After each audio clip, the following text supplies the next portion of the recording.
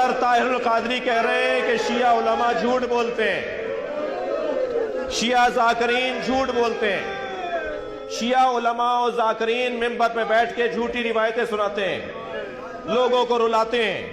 کوئی be be پہ ظلم نہیں ہوا۔ ہم نے 40 سنی عالموں کی کتابیں کھول کھول کے دکھائیں۔ سوشل میڈیا پر 32 منٹ کا کلپ ہمارا موجود ہے، جا کے سرچ کر لیجئے، ان بچوں کو نظر آ جائے گا۔ مجھے 1 سال گزر گیا ہے، انہی ایام میں پچھلے سال ہم نے وہ دلائل دیے تھے، اب تک کوئی جواب نہیں دے پایا۔ جواب دو ہمیں کہ تمہاری کتابیں نہیں ہیں تو کس کی کتابیں ہیں؟ ایک کتاب میں تو یہ لکھا ہے کہ اِنَّا قَدْ رَفَضَ فُلَانٌ، وہاں نام لکھا ہے، میں نام نہیں لے رہا، اِنَّا قَدْ رَفَضَ فُلَانٌ بَطْنَ فاطمہ حَتَّى اِسْقَطَتْ مُحْسِنَا، فلاں نے سیدہ پہ لات ماری۔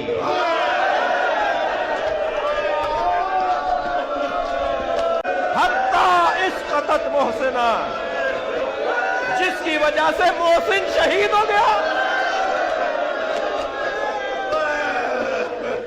اہل تشیع کے ممبروں سے عموماً بڑے ذمہ دار علماء کی جانب سے بھی سیدنا عمر فاروق رضی اللہ عنہ کو نعوذ باللہ سیدہ فاطمہ سلام اللہ علیہا کے قاتل کے طور پر پیش کیا جاتا ہے۔ نعوذ باللہ من ذالک۔ علی بھائی، اس حوالے سے آپ کا موقف کیا ہے؟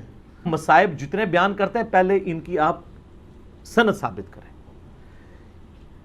اگر آپ اس کو ڈیپ ڈگ کریں گے، دنیا کی جتنی کتابوں میں سیدنا عمر پہ یہ الزام لگایا گیا کہ وہ نعوذ باللہ حضرت فاطمہ کے قاتل ہیں، اس کی اصل ایک ہی سند ہے، ایک ہی کتاب ہے جس سے ساروں نے لی ہوئی ہے، اور وہ کتاب ہے سلیم بن قیس ہلالی کی۔ اردو میں ہم سلیم بولتے ہیں، یہ لفظ سلیم ہے عربی میں۔ یہ کہتے ہیں حضرت علی کے اصحاب میں سے تھا، تابعی تھا، ان کے ساتھیوں میں سے تھا۔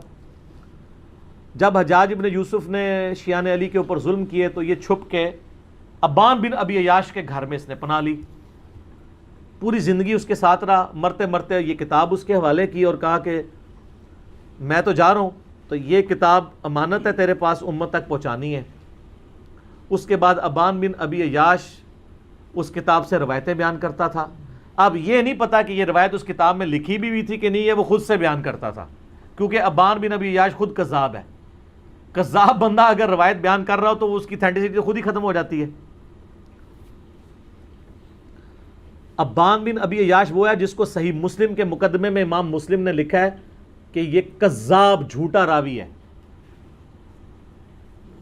بلکہ 2 تابعین، تبع تابعین آپس میں ملاقات کرتے ہیں تو اور وہ اس کو بتاتا ہے کہ میں نے جو ہے وہ 1000 سے زیادہ حدیثیں ابان بن ابی عیاش سے سنی ہیں، اور وہ کہتا ہے پھر میں نے نبی علیہ السلام کی خواب میں زیارت کی تو آپ نے صرف 5 یا 6 حدیثوں کی تصدیق کی، باقی سب پہ آپ نے فرمایا میری حدیثیں ہی نہیں ہیں۔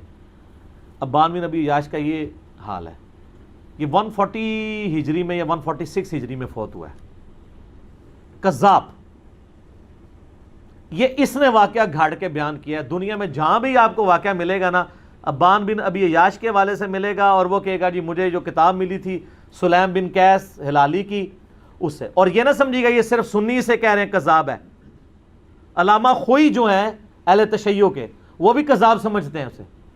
شیعہ کے نزدیک بھی جھوٹا راوی ہے، لیکن یہ سودا چونکہ وہ ذاکرین نے بیچنا تھا، اور مجھے دکھ ہے بعض علماء بھی یہ سودا بیچ رہے ہیں شیعہ کے۔ ان کو تو کم از کم شرم و حیا کرنی چاہیے کہ اس کی سند ثابت بھی ہے کہ نہیں۔ پہلے تو سند کے ساتھ واقعہ ثابت کریں، اگلی بات تو بعد میں ہوگی۔ جب ایک چیز ثابت ہی نہیں ہے اور آپ وہ سودا بیچ رہے ہیں اور اتنی بڑی بات کر رہے ہیں، بالکل جھوٹا واقعہ ہے یہ۔ کوئی سیدنا عمر قاتل فاطمہ نہیں ہے، ورنہ مولا علی پوری زندگی کبھی بھی کمپرومائز نہ کرتے۔ مولا علی کو یہ حدیث نہیں پتا تھی، بخاری و مسلم دونوں میں حدیث ہے، فاطمہ میرے جگر کا ٹکڑا ہے، جس نے فاطمہ کو تکلیف دی اس نے مجھے تکلیف دی، اور جس نے فاطمہ کو قتل کیا ہو مولا علی اس کے ساتھ ہوں، اور اپنی بچی کا رشتہ ام کلثوم کا اس کو دے دیں۔ اور یہ وہ چیز ہے جو شیعہ کی کتابوں میں موجود ہے۔ وہ تعویل کرتے ہیں کہ جی وہ زبردستی لیا تھا، انکاری کوئی نہیں ہے۔ ذاکرین انکاری ہو جائے، ذاکرین تو ہے ہی جاہل ہے نا، ان کے پاس تو علم ہے ہی نہیں ہے۔ حضرت عمر چاہتے تھے میری اہل بیت کے ساتھ نسبت کام آئے مجھے قیامت الدین، تو حضرت علی سے ان کی بچی کا رشتہ مانگا۔ تو اس طرح ہوتا۔ پھر حضرت علی رضی اللہ تعالیٰ عنہ چیف جسٹس کا عہدہ قبول کرتے حضرت عمر کے دور کے اندر، کہ تو میرے بیوی کا قاتل ہے تو ہاں میں تیرا عہدہ قبول کرتا ہوں۔ اور ناج البلاغہ سے میں نے خطبہ بتایا جنگ قادسیہ میں جانے سے روکا ہی مولا علی نے ہے کہ عمر اگر تو مارا گیا تو پیچھے ہمارا ستیہ ناس ہو جائے گا. ان کی جان کو قیمتی سمجھتے ہوتے, اپنے بیوی کی قاتل, اور بیوی نہیں صرف, جنتی عورتوں کی سردار. بخاری مسلم میں حدیث ہے میری بیٹی فاطمہ جنتی عورتوں کی سردار ہے, اور ترمذی میں آگے الفاظ ہیں حسن و حسین جنتی نوجوانوں کے سردار ہیں. تو ہم تو مولا علی کے ساتھ کھڑے ہیں بھی علیہ السلام. وہ شیخین کے ساتھ رہے, خلفائے ثلاثہ کے ساتھ رہے. میرا یوٹیوب پہ کلپ ہے خلفائے ثلاثہ کی شان مولا علی کی زبانی نہج البلاغہ سے, سنی کتابوں سے نہیں, شیعہ کی نہج البلاغہ سے. لاکھوں لوگوں نے دیکھا ہے, ایچ ڈی کیمرے میں نے سارے خطبات دکھائے ہیں. یہ بالکل جھوٹ ہے کہ وہ نعوذ باللہ سیدہ فاطمہ کے قاتل تھے, اور کہتے ہیں دروازہ پھینک دیا. اللہ کے بندو, دروازے تو اس ٹائم ویسے ہی کوئی نہیں تھے. ہاں میں قرآن سے ثابت کرتا ہوں, قرآن میں آیا جب کسی کے گھر جاؤ تو اجازت لو. اعلیٰ ہونا چاہیے تھا دروازہ کھٹکھٹاؤ, کیونکہ اگلے زمانوں میں ابھی بھی گاؤں ایریا میں آپ چلے جائیں تو صرف پردے لٹکے ہوتے ہیں, باہر سے صرف آواز لگاتے ہیں میں اندر آ سکتا ہوں, عورتیں پردہ کر لیں چلے جاتے. اسی لیے تو مسلم شریف میں حدیث آتی ہے نا کہ نبی علیہ السلام کی چارپائی کے نیچے وہ ایک کتے کا پلہ چلا گیا تھا تو حضرت جبرائیل اندر ہی نہیں آئے تھے. تو وہ سگے مدینہ کیسے پہنچ گیا اندر؟ صرف پردہ ہوتا تھا. تو دروازہ کو نہیں گرایا, وہ پردے ہی ہوتے تھے, دروازہ وغیرہ کو نہیں گرایا. یہ بالکل جعلی بات ہے, جھوٹی بات ہے, اور یہ فٹ ان نہیں بیٹھتی ہے. باقی رہ گیا باغ فدق والا مسئلہ, اس کے اوپر بھی میں نے مختصر گفتگو کی تھی کہ یہ مینیجریل ایشو تھا.